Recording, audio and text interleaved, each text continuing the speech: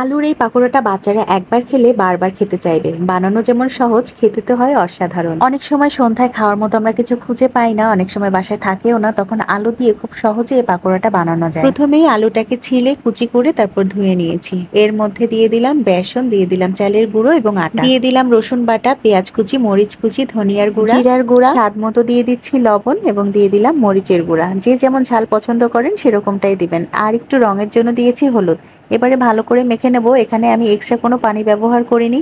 আলু থেকে যে পানিটা বের হবে সেটা থেকেই কিন্তু সুন্দর করে ডোটা তৈরি হয়ে যাবে। এবারে বড়ার মতো ছোট ছোট করে শেপ দিয়ে আমি ভেজে নিচ্ছি। একটু ছোটই রেখেছি আমি, এতে করে মুচমুচে হয় এবং ভিতরে সুন্দর করে সেদ্ধ হয়ে যায়। এই পাকোড়াটা বানাতে গেলে 10 মিনিটের বেশি সময় একদমই লাগার কথা না, আর খেতে অসাধারণ মজা হয়। আপনারা যারা করেননি আগে, অবশ্যই একবার ট্রাই করে দেখবেন। সন্ধ্যা হলেই আমার ভাজা পোড়া খেতে ইচ্ছা করে, এটা আমার অনেক পুরনো অভ্যাস। তো আমার পাকোড়াগুলো ভাজা হয়ে গেছে।